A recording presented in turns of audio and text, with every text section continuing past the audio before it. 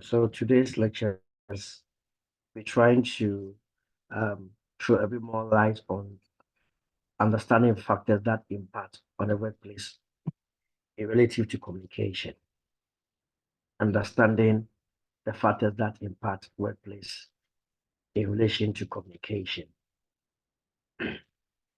While we understand that globalization and IT may have brought together diversity at one platform and also lead to challenges due to the values and cultural factors within an organization. Everyone in the organization required to be competent enough to manage cross-cultural communication. The globalization has led to diversity within organization that may be helpful in creating a global environment. However, at the same time, it may create a barrier in communication that may in turn affect the organization working. So what indirectly we're saying is that when communications are not managed properly, while communication is a great asset if properly managed, however, when it does not and is not properly managed, the barriers may create a huge overturn, negative overturn for the organization. Okay. Communication barrier because of values and cultural factors may be explained by taking an example. A Chinese doctor working in the UK doing communication with patients and relatives from Pakistan tribal area about the gynecological problem. A Pakistani national working for the UK's ego trying to educate the people in Sri Lanka villages about the girl child education. It comes because, I mean, a Chinese doctor working in the UK doing the communication patients from a Pakistan tribal area will be quite difficult because of the communication barrier, most especially when this Pakistani may not understand English properly. It becomes a problem. Okay. So those are the barriers that you might face in your workplace, having to deal with patients who may not be able to speak English, and hence why most hospitals have what we call interpreters and all, what we call translators. Okay, now mid 1993 and doubting 1998 suggested that values and cultural impact the communication. For example, for a Chinese, expressing softly means politeness, whereas for a person from Gulf, expressing loudly is the expression of sincerity. It may be that in the era of globalization, following steps may be useful to overcome these barriers in communication within the organization, especially by the manager, for example, by creating a relaxed atmosphere, usage of simple language, understanding of body language, asking questions and rephrasing questions being raised by the listeners, etc. So it may be that in the era of globalization, following steps may be useful to overcome these barriers in communication. So there are quite a number of ways that we could use to overcome some of these barriers. Is by asking, I beg your pardon, can you repeat yourself? And all these things are ways that we can use to in the time of globalization and IT. So we have to then explain how technology can be used to benefit as well as hinder the communication process. ICT at workplace has changed the communication, especially for the globalization organization. The benefits are faster sharing of the important information and knowledge across the organization. Faster response time, for example, the internal approvals according to the hierarchy. Easier to download the information and knowledge. Everyone in the organization is appraised about the recent developments within the organization. And in fact, what we are saying is to ensure that we have the right feedbacks, we should be able to ensure that we have appraisals in place to know what may be communication problems within the organization. Make easy that information accessible to all. Foster response time, for example, internal processes. We have to ensure that we foster those, that there's not too much hierarchy and there's not too much long queue in terms of information dissemination. Okay, these are things that we have to ensure that we are cognizant of. Each employee is aware that the circulation of the HR, that each employee is aware about the circular issued by the HR department. When information is given by the HR department, there should be a way that heads of departments are copied so that it can disseminate, it can flow down to the other employees as well. Traveling employee may communicate with the office. Paperless organization and no challenge is being faced because of the ineligible handwriting. So with the events of ICT, it reduces the issues that one would have to encounter in terms of handwriting and how handwriting are not properly written and all that. So these are key important things that we have to take control of or take notes of. And no requirement to keep a record of communication because everything is saved on the server. Once you are using ICT, you don't need to keep record of that because everything that you do is saved on the server, and time and everything can be traced or can be retraced or traced. Okay.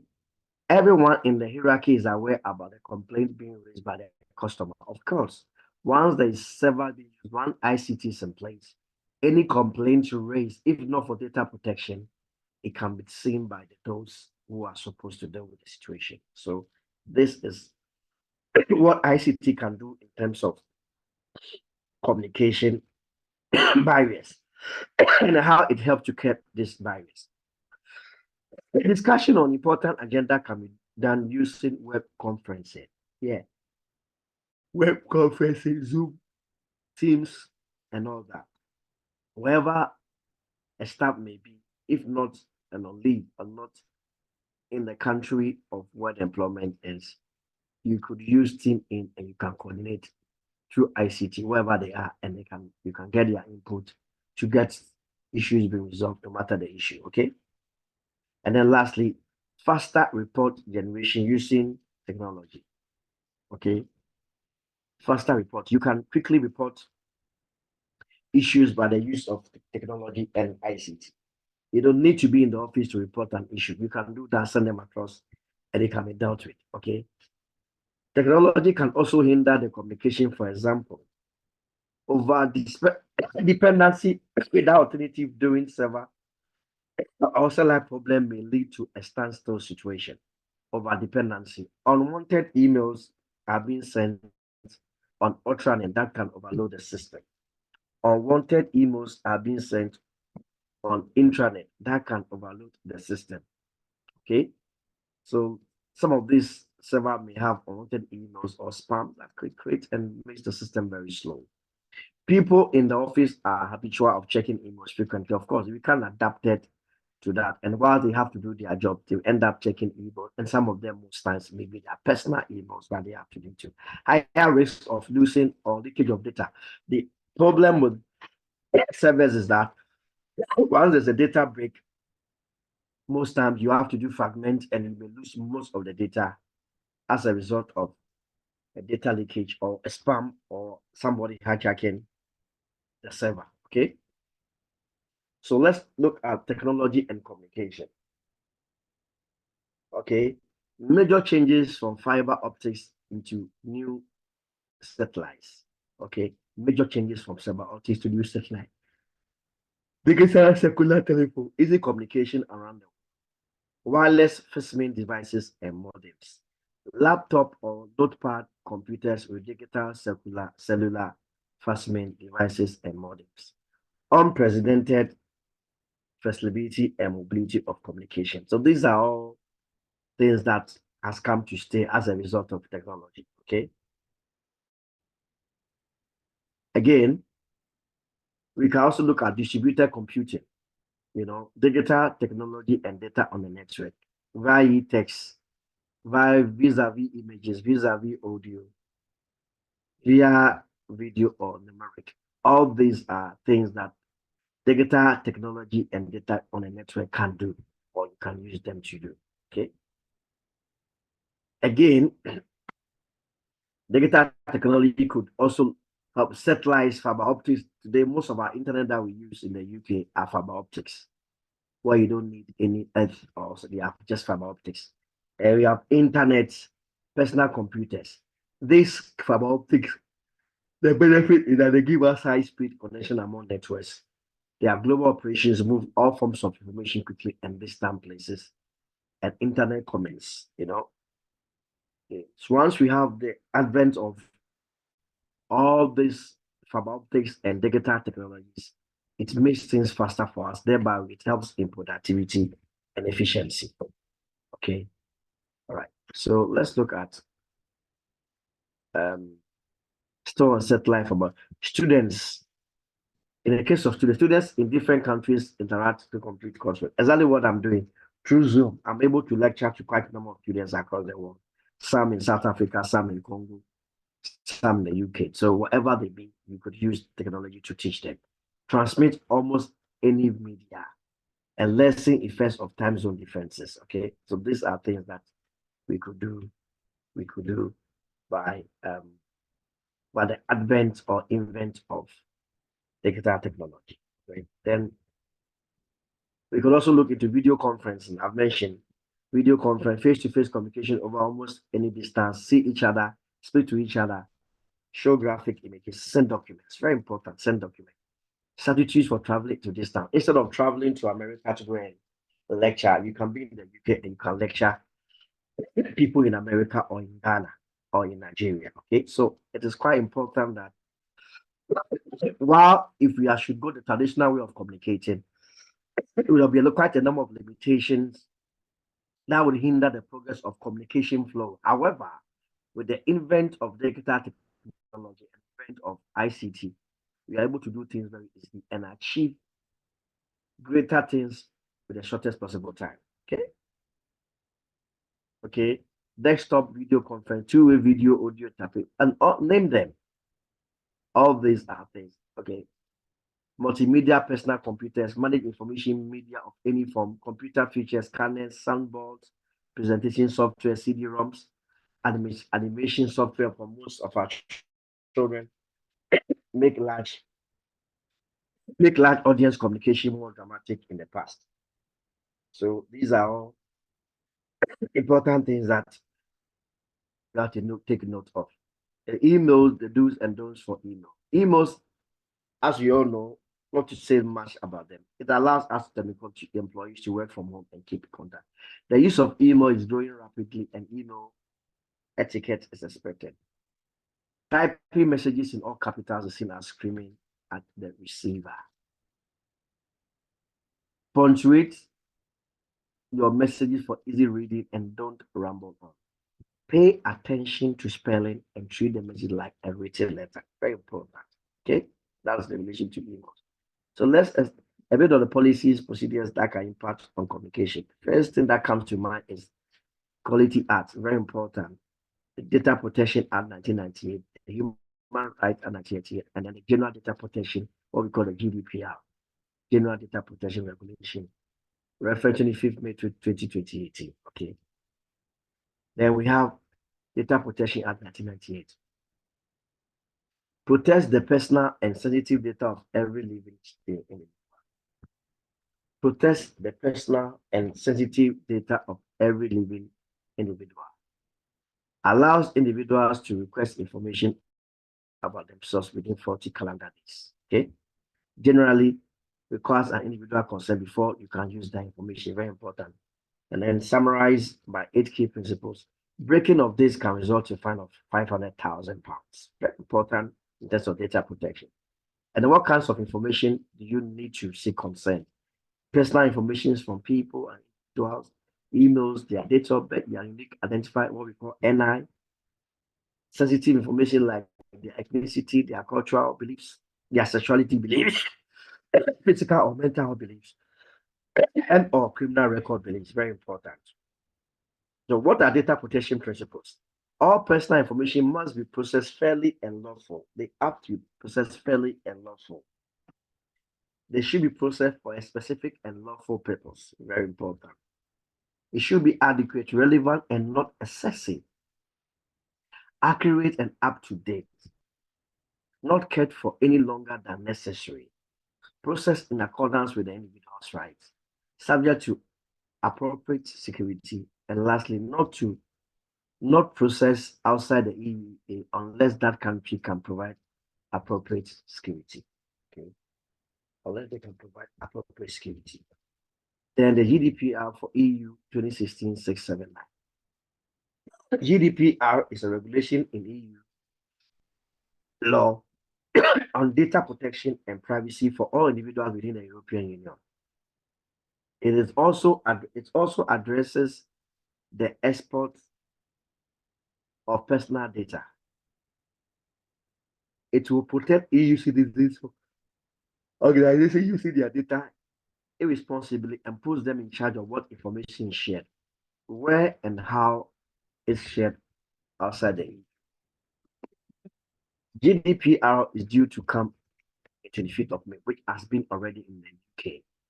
However, it still applies to all businesses handling EU residents' data, effectively replacing data protection. So what it means to say is that the GDPR, which is the General Data Protection Privacy, comes into place as a legal law to ensure that learners or individuals of employees from different organizations would adhere to the legal framework of the UK law. Now, the law says that the European Convention law says that everyone has a right to information. And if the law says that, then we have to look at the merits and the demerits of the law to ensure that employees are protected related to the information that employers may have. And so everything should be done in accordance with law and the privacy of the individual for which you did. So if you have information of somebody applying for a job, it gives you a certain period and time where you could dispose of those information. And anything you do, you should seek consent from the employee as to sharing of information. Okay. Then we have to look at the Equality Act 2010. Now, the Equality Act 2010 provides an equal employment opportunities for all people, irrespective of their age, gender, disability, sexual orientation, pregnancy, and maternity, religion, race, gender, reassignment, marriage, and civil partnership. In the company, the equality of employment is followed, and there is no discrimination between employees on the above parameters. Okay. Then let us look at the policies and procedures. Policies and procedures have different meaning. They differ from a person to person. The employee associate the terms like hiring, appeal against discrimination, etc. The management associates the terms like human resources, financial, and many more. Professionally, managed organization maintains and updates manual for policy and procedure. It helps in building a systematic and transparent system. Otherwise, the manager may adapt stringent procedure for getting the leave application approval. The reason would be to generate higher productivity. This may lead to lower motivation of employee, which is in turn in a risk for the organization. In a nutshell, policies and procedures are related to legislation, charters, and codes of practice. Okay. And this may be the end of our lecture. Versity, are you there? Versity, are you there? Yes, I'm here. I'm listening. We've ended the lecture. I can see you are busy today. This model is not too long, so I'm sure you can read about it, isn't it?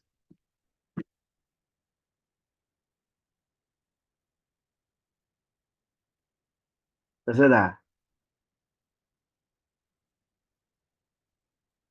Versity. My network keeps going off and on, so I'm changing. Okay, well, I've ended the lecture, so it's fine. I could end it and then you can listen to the recording. Okay.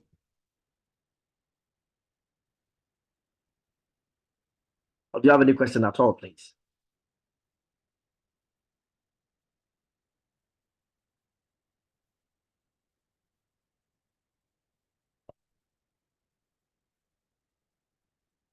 Hello.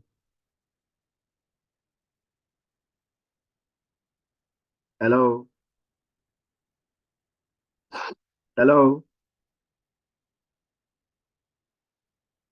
Hello, Presidia. Hello.